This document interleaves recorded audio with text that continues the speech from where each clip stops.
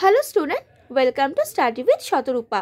তো আমাদের nerve muscle physiology চলছে। আগের ক্লাসে আমি ঐচ্ছিক পেশি নিয়ে আলোচনা করেছিলাম। আশা করি ক্লাসটা তোমাদের ভালো লেগেছে।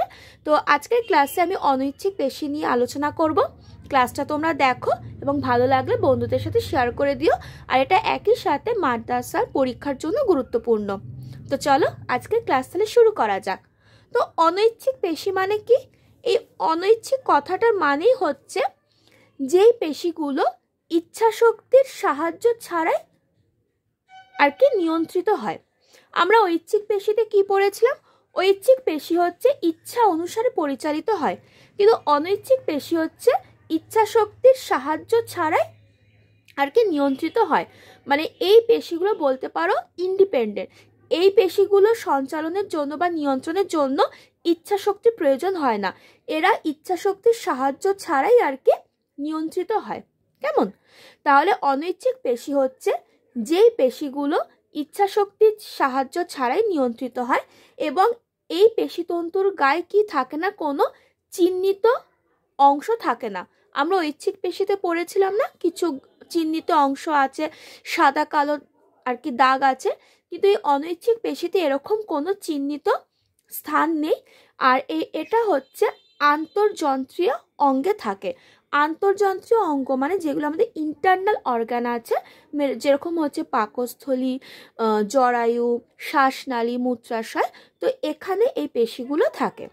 তাহলে আমি যদি একটু বইয়ের ভাষায় বলি, তাহলে হচ্ছে যেই পেশিতন্তুগুলো চিহ্নিত নয় এবং যেইগুলো ইচ্ছাশক্তির সাহায্য ছাড়াই নিয়ন্ত্রিত হয় এবং এরা আন্তর্যন্ত্রীয় অঙ্গে থাকে, তাকেই বলা হয় অনৈচ্ছিক পেশি। বোঝা গেল? ফর এক্সাম্পল হচ্ছে বলেই দিলাম অন্ত্র, মূত্রাশয়, জরায়ু, শ্বাসনালী, পাকস্থলী। তো এই জায়গাগুলোতে এই অনৈচ্ছিক পেশি থাকে। কেমন? এবার আসছি এদের গঠন মানে স্ট্রাকচার। তো এদের গঠনটা হচ্ছে মাকুর মতো এরা দেখতে হয়, মানে এরকম আর কি ওরা দেখতে হয়।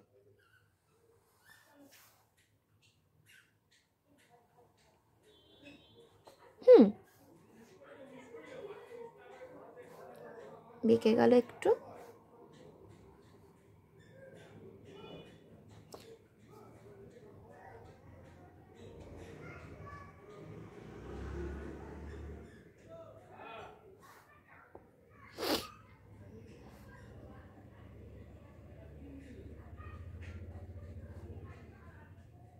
এই যে এরকম মাকুর মতো দেখতে হয়, ঠিক আছে?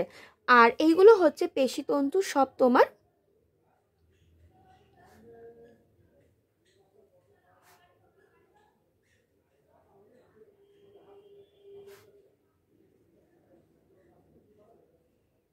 এইগুলো হচ্ছে পেশিতন্তু। আর এদের না নিউক্লিয়াসটা লম্বাটে হয়। আমরা ঐচ্ছিক পেশিতে কি পড়েছিলাম? ডিম্বাকার।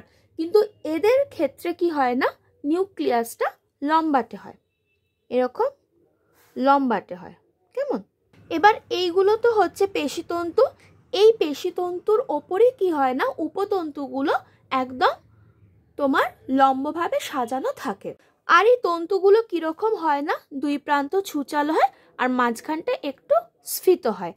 আর এখানে কি হয় না, তোমার সার্কোলেমাটা মানে এই যে পেশিতন্তুগুলো মানে অসম্পূর্ণ সার্কোলেমা দিয়ে ঢাকা থাকে, ঠিক আছে?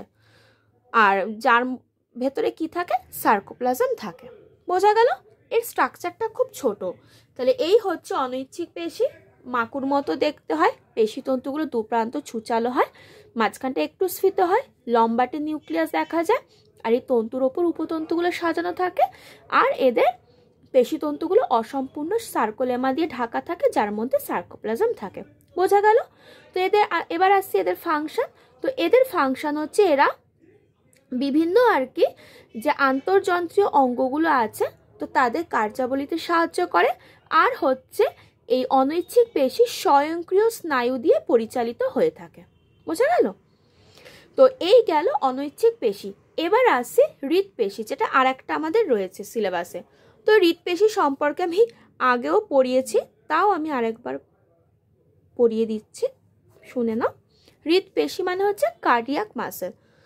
তো হৃৎপেশি কি না, হৃৎপিণ্ড যে সরেক আর অনৈচ্ছিক পেশি দিয়ে তৈরি তাকেই বলা হয় হৃৎপেশি।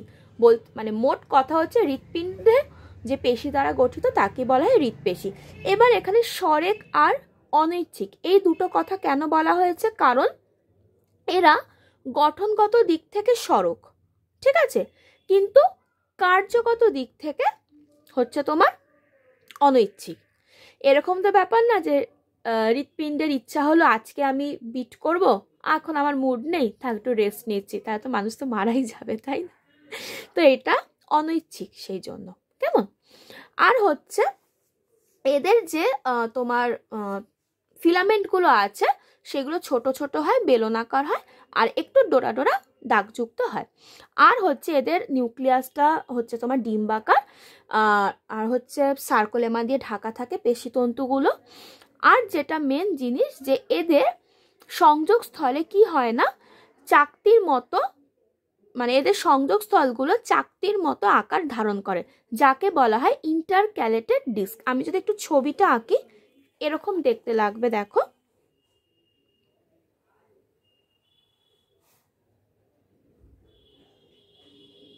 তাহলে এটা হচ্ছে একটা এই যে এইগুলো তো হচ্ছে সব তন্তু, পেশি তন্তু।